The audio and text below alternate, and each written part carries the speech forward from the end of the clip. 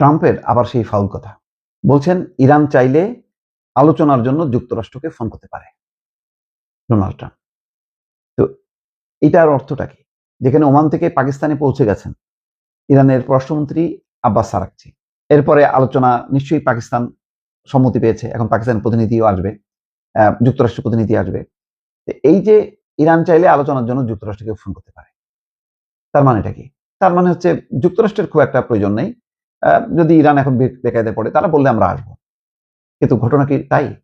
এই যে পাকিস্তান দৌড়ঝাঁপ করছে, এটা কার জন্য?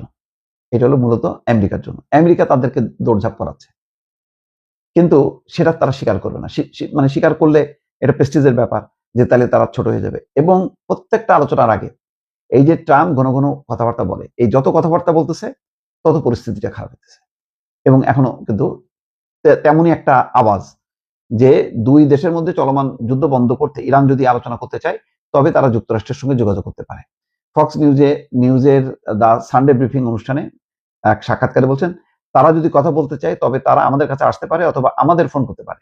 আপনারা জানেন সেখানে টেলিফোন আছে, আমাদের কাছে চমৎকার এবং নিরাপদ যোগাযোগ ব্যবস্থা আছে। ট্রাম্প আরো বলেন তিনি বিশ্বাস করেন ইরান যুদ্ধ খুব শীঘ্রই শেষ হবে এবং যুক্তরাষ্ট্র এতে বিজয়ী হবে। ওই যে কথাটা হলো এটা, যে এই যুদ্ধের মধ্য দিয়ে এমন একটা জায়গায় সে নিতে চায় যে সে বলবে যে আমরা বিজয়ী হয়েছি। আর ওটা যদি না বলে তাহলে মানে ট্রাম্পের খবর আছে, মধ্যবর্তী নির্বাচন সামনে এবং যুক্তরাষ্ট্রের জনমত খুবই স্ট্রং জনমত, তাহলে বলবে যে তুমি ইরানের কাছে হারছো। এই হারাটা সে কোনোভাবে স্বীকার করতে চায় না, যার জন্য এমন একটা কথাবার্তা বলে যে তার কথা অনুযায়ী ইরান চলতেছে। আর ইরান এই কথাটাই বলতেছে যে যখনই আলোচনা হচ্ছে ঠিক তার আগে দিয়ে আমেরিকার যে ট্রাম্প এবং প্রশাসনের যে কথাবার্তা, এটা অসম্মানজনক। এটা মনে হচ্ছে যেন ইরান আত্মসমর্পণ করবে। ইরান আত্মসমর্পণ করবে না। ইরান তার মর্যাদা, তার দেশের স্বার্থ রক্ষা করে চুক্তি করবে এবং আলোচনা করবে।